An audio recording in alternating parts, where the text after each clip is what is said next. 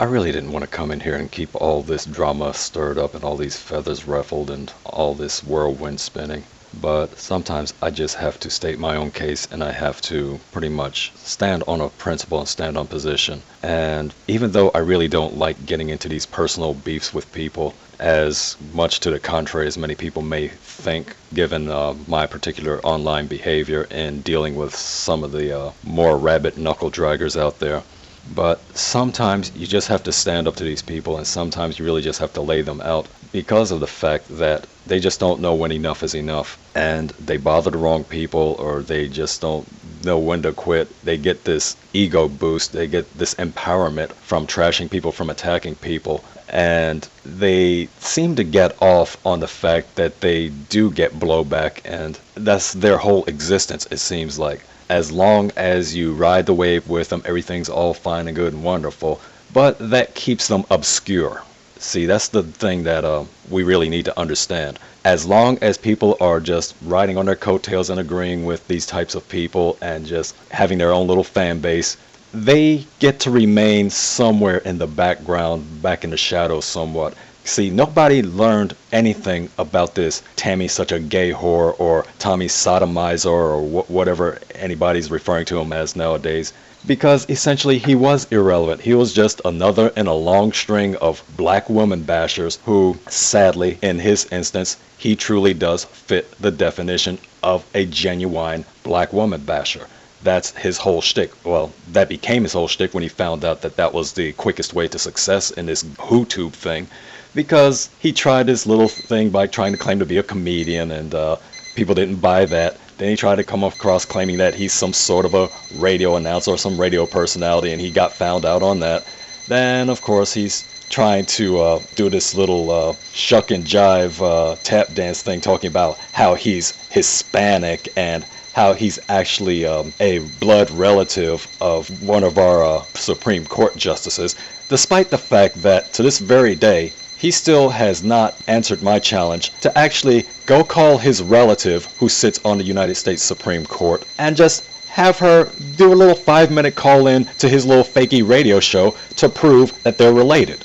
Or better yet, get his pal, his buddy, Rash Loudmouth, whom he claims that he's also, he knows personally and that he's good friends with, he's on good terms with. Get him to call into your little fakey radio show and give you some ups. But no, he's got to go, and he's got to go schmoozing and smooching up to people like Tariq and like, what's this other guy's name, kissing all up in Steve Harvey's bum, saying that, hey, I'm small time, brah, and you've got the credibility and you've got the audience, and why don't you help a brother out and, you know, help make me big time, because he's nobody.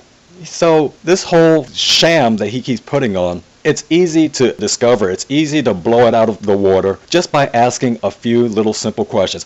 There are black women bashers, and then there are Tammy Such a Gay Whore, who actually is the epitome of a black woman basher. See, as I said, that was like his easiest ticket to get popularity or notoriety, as the case may be, because he recognized that, hey, if you really want to stir up controversy, and of course, he had to ride on that coattail, he started calling himself Mr. Controversy, and of course showing that he has not an original idea in his brain, so he does little things like that. And of course he rips off of other people claiming that they're ripping off of him, so he talks about how somebody's stealing his groove or somebody's trying to mimic his style, and yet we turn around and we get Tommyisms. Gee, why does that sound familiar? Oh yeah, that's right, because he stole it from Tariq. I see. So this guy's whole purpose is trying to find a way to get some sort of popularity / notoriety about himself. And he found out that he couldn't do it any other legitimate way, because that meant he still had to lurk in the shadows like me. Only difference is I don't have a big monster ego. I don't care that I'm obscure and that not very many people are on my bandwagon. And in fact, to some extent, I actually prefer it that way, so that means that's that much less bullshit that I have to deal with in order to try to keep everything on an even keel, so to speak. So it has its advantages, it has its disadvantages as well. So it's a double-edged sword. It's like, hey, if I don't, fine. If I do, fine. But that's not my motivation. Tommy's motivation, on the other hand, is he wants all the glory, he wants all the fame, he wants all the attention, he wants it any way that he can get it. And the more that he can get people to fly in on his side and to buy into his histrionics about how he's being attacked, how he's being harassed, and how he's not doing anything to cause this firestorm to come up against him, then it works to his favor, because y'all keep going into it, y'all keep supporting it, y'all keep saying that, oh, stop, leave the man alone, stop going after his kids, stop going after this, that, and the other, and you're not listening to what actually leads up to these retaliations. Again, there's a difference between attacking and retaliating. And what people like Tammy, what people like Vulva Liquor 100%, what people like I Say This With Herpes, and what people like T. Weedledum, now calling herself Pure Butterball Spirit, what these types of people have in common is just the simple fact that they want to play the victim card all the time, and yet totally glaze over the fact that they're stirring the S up in the first place. They're the ones launching the same attacks that they're complaining about that they've been getting, that people are harassing them. They're the ones who are doing things to actually make themselves get harassed or to get some sort of blowback or whatever, because the fact is that they recognize that that's going to be their claim to fame. All they need to do is just stir up people's emotions, get people on their side, and sometimes it backfires. Like that little daisy chain cabal that is finally starting to implode upon itself, because they realize it's like, hey, you go after the wrong people, not everybody's going to cower away with their tail tucked between their legs and let you say whatever on them and let you make up whatever BS story that you can make up to make yourself look superior. And oh, by the way, here's some things called documented evidence. We've got your words in your own audio, we've got your text comments, we've got personal emails, private emails that you sent to the people that you were trying to attack and that you were trying to smear and defame, and oops, gee, what a surprise. And so, as I said, after a while, it fades, it goes away, it starts to settle down because people begin to see it for what it is. Unfortunately, I've noticed that there are two sides that this game is played with.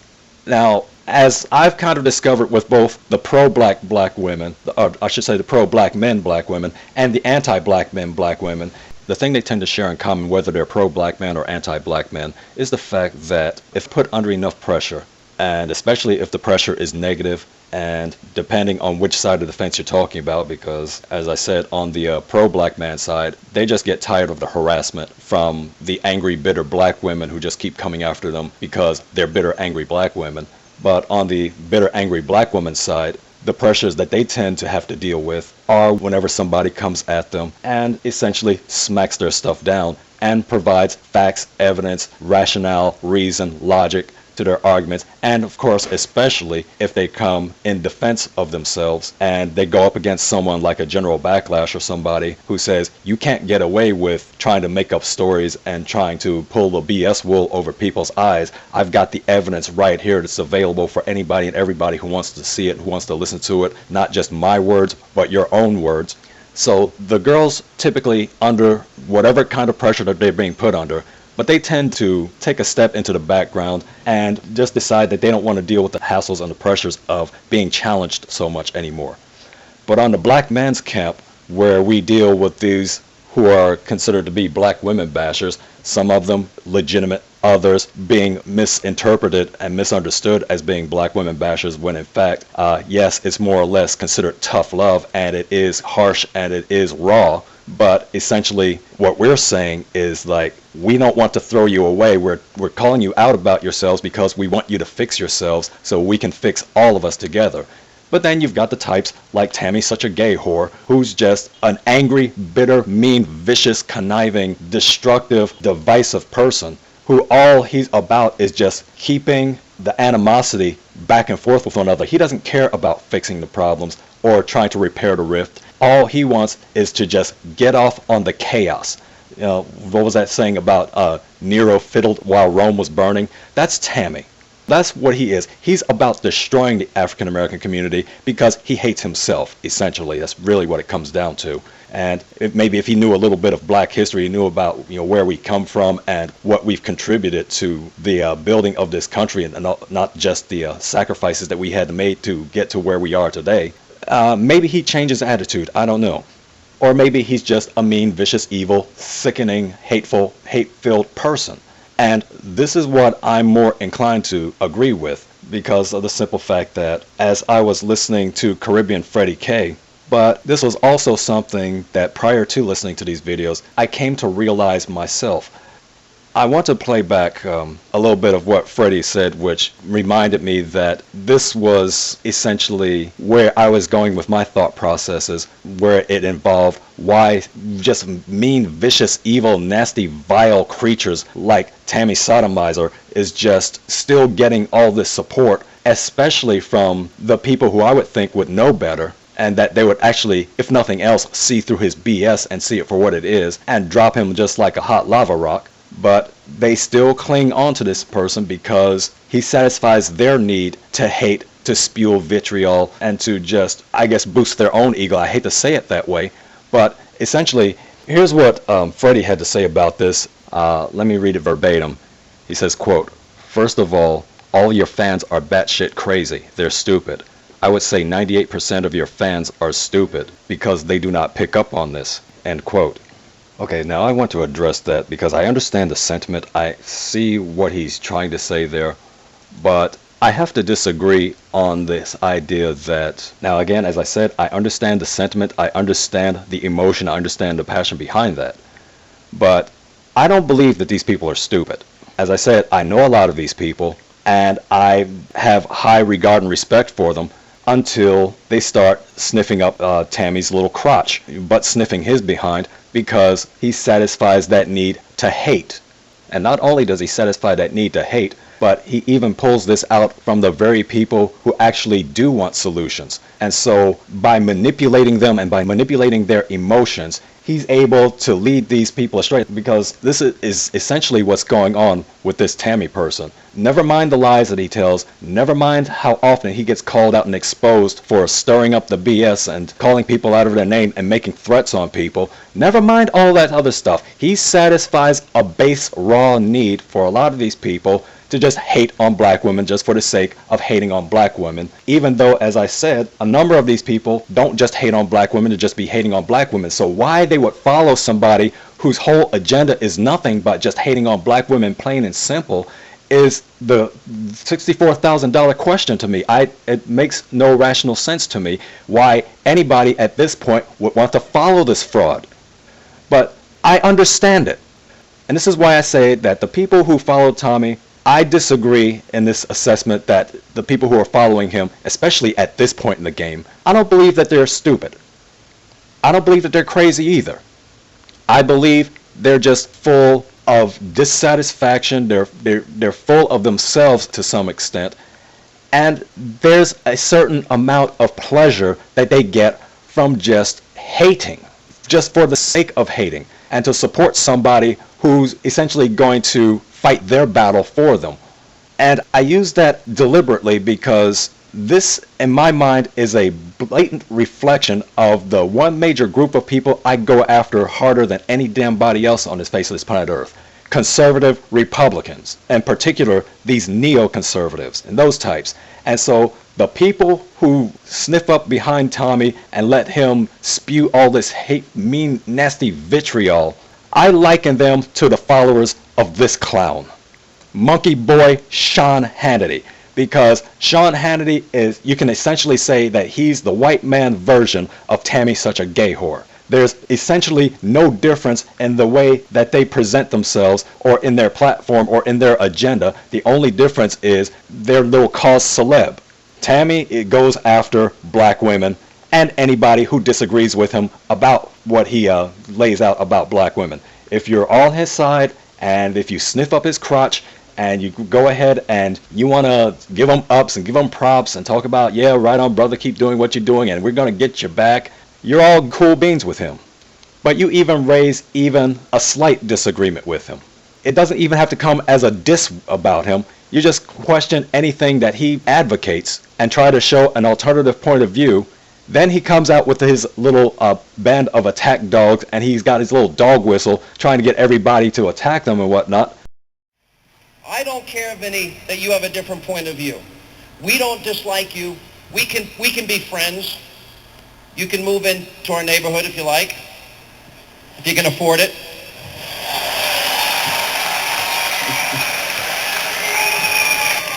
What's your name? My name is Dr. Phil Gordon, Chair of the Department of Communication here at UVSC.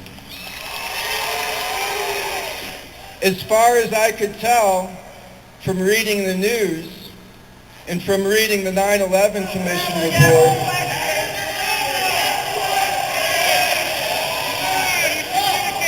can you not imagine how people with good intentions would want to ask questions about this? Completely irrelevant. Dare to ask questions about the connection to oil. You know what? I don't know what I would have done. I don't think questions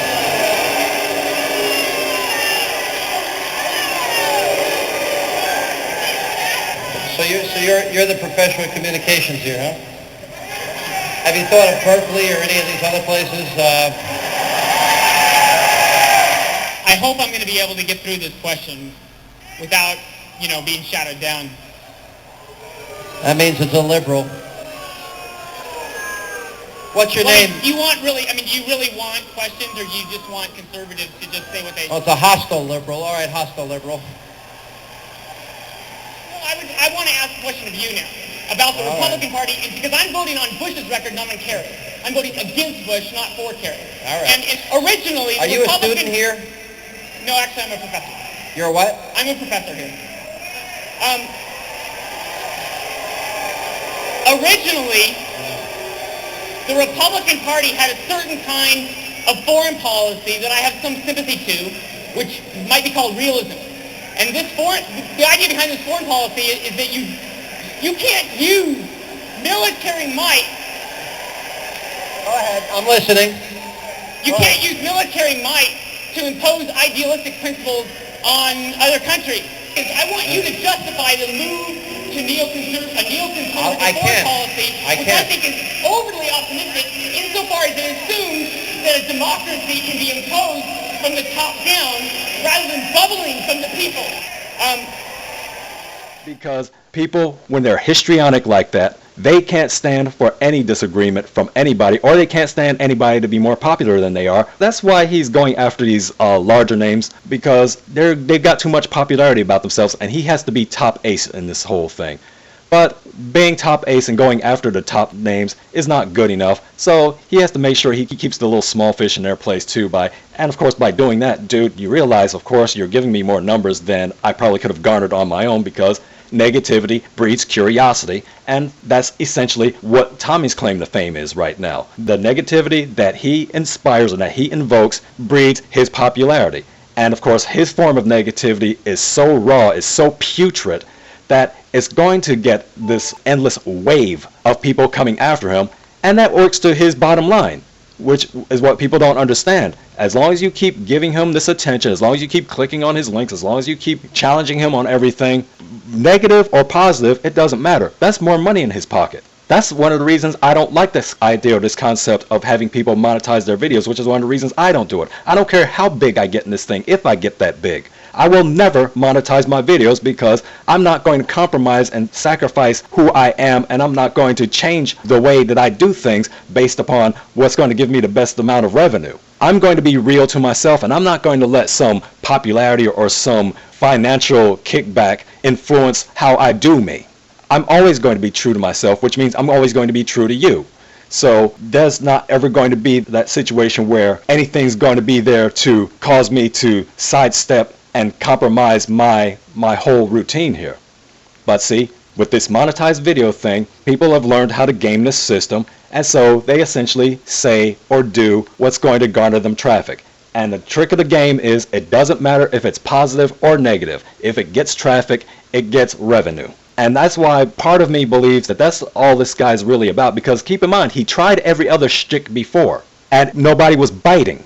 Until he realized that, hey, there's this big open field called this gender war that's going on in the black community, and that all you got to do is say some nasty, bitter, cruel, wicked, corrupt things about black women and say absolutely nothing positive about them, then you're going to get two types of people.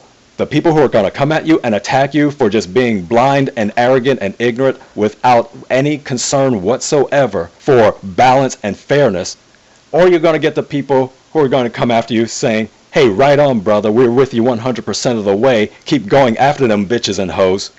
So he's got it made all the way around. The problem with that, though, I'm not knocking the man's game so much as I'm knocking the fact that so many people are buying into his BS and that they're sniffing up into his ass crack and that they're giving him all this support and whatnot. Never mind the fact that 90% of the support that he actually gets is all fakery. You know, he has these robots and stuff to artificially amp up his numbers, and of course he plays the little YouTube game of they're coming and attacking me and they got my channel flagged, and so go over here to this channel over here and start this channel up, and then if the channel reinstated, then it's like, well, hey, I got my old channel back, so visit me at this channel. So he's got like at least 3 dozen different channels out there. But of course he's not doing much with them anymore now because he's on the lam, which is what I honestly truly believe. You know, I ain't gonna buy into this crap about he wanted to go interview Caramel Kitten or have a relationship with her and then suddenly, miraculously, all of a sudden somebody jacked his car. No, I don't believe that for 1 second. I believe the man is on the lam. I believe that he's trying to stay 1 step ahead. If I'm wrong about that, then prove me wrong. But until I see evidence that says otherwise, the man's on the run from the law as far as I know. But as I said, that's just my personal speculation on the whole thing. I've got no evidence to back me up. Now see, that's the difference between me and a lot of these frauds out here. I can acknowledge when I've got no evidence backing me up. So I can be wrong if there's a potential for me to be wrong, and I'll own up to it. But see, this is what people don't understand. You're dealing with a man who can never be wrong. Everything he says has to be as pure as gold. You can't disagree with him. Everything he says is correct. And any excuse that he makes, any defense that he makes, it's automatically to be accepted and to be believed because you're on some kick of following the same agenda that he's on to varying degrees, but you're on it. As long as he's crapping on black women, that's good enough for you. You don't care anything about his character. You don't care anything about his sincerity. You don't care about whether the man is even emotionally stable or not. He could become another, what's his name, who did Asia McGowan. But see, you don't care about that because he satisfies a need. He boosts your ego. He validates your that nasty, bitter, dejected part of yourselves that you wish that you could express the way that he does it. But because you're trying to not come across as being radical or anything, you let somebody else do your dirty work for you. And that makes you just as culpable as he is. It's that same Sean Hannity syndrome. When these neoconservative nutcases go around shooting up churches or shooting up dance clubs or doing all sorts of mental illness evil, and then we come to find out, oh, they've got all of Sean Hannity's books in their house. They got all these books by Bill O'Reilly in there, and they listen to right-wing radio, Rush Limbaugh, and Glenn Beck, and all this other stuff. And yet somehow right-wing media and right-wing commentators aren't the cause or aren't the reason, or they can't be held to account or held to blame for these knuckle draggers and these sick individuals going off. And yet that's exactly what such a gay whore is setting you up for. Because the wrong person is going to listen to this man's spew, and I stretch it by calling it a man, but somebody is going to take this person's words to such an extent that they may not be totally there emotionally or psychologically, and they may just take that as their motivation to say, hey, let me just go in and go to a Tyler Perry movie and just start shooting up a whole audience of black women because it's just furthering the sickness of black women to go watch Tyler Perry movies. And so, who knows? People who are emotionally unstable do wacky crack like that. We see it in the white community all the time. But we've got our own, and we should not be catering to that. Which is why I'm saying that this person, this Tammy sodomizer or whoever he is, needs to be let go. You need to come to a realization he's duping you. He's playing you like a devil's fiddle. He's got you wrapped around his little finger, and he's jerking you this way and that way by your nutsacks. And you're okay with it because you want to pretend like it's the emperor's new clothes. If I acknowledge that I'm being jerked by my testicles, then I have to acknowledge that I've been duped and I've been deceived. Don't be ashamed to acknowledge that you've been duped and deceived by a charlatan and by a class manipulator, because I was. But see, the difference was I woke up to reality. I saw this charlatan and this fraud and this psycho for exactly what he was and what he still is. And rather than play the game of, oh, I want to save face, so I'm not going to acknowledge that I got duped and I got deceived, I'm like, no, I got duped and I got deceived because he was talking to something that touched a nerve with me that I fell in line with. But see, I'm not about just following a leader just because they're on some sort of an agenda kick. If I notice that they're coming at things the wrong way, or if they're not all there, or they've got some other little ulterior or insidious agenda that's working behind the scenes there, and they're going to try to pull me in along with it, no sir, buddy. It doesn't work that way. The general is above that crap. So yeah, I will acknowledge, I bought into his garbage initially. But it did not take very long because I'm observant about people like this. And when I realize that they're on something that's going to lead me down to a path of destruction, I get off in a split of a heartbeat. And this is what we need to do collectively. When we realize that somebody's jerking us the wrong way and they're leading us down a path of perdition, we need to have that little box cutter or a little pair of scissors or a switchblade or whatever the heck that we can grab a hold of, or whatever it is that we use our teeth. But whatever it takes to cut that umbilical cord, to separate ourselves and to free us from going down that same path of destruction, then that's what you need to do. Don't be ashamed to admit that you got deceived and you got duped and you got played. Because the first step of empowering yourself and to becoming truly free is acknowledging when somebody's trying to lead you down the wrong path, and when they got you to close your eyes for just a little while. But see, once your eyes are open up, that means you've got choices to make now. You can't continue to go around being a blind follower, being led by a blind guide. Because as the saying goes, both of them will fall in the pit. And as you see, my nose ain't even bloodied. I ain't even got a scratch on me. Because I opened my blind eyes, and I cut, and I ran. So I'm good. How about you? End of line.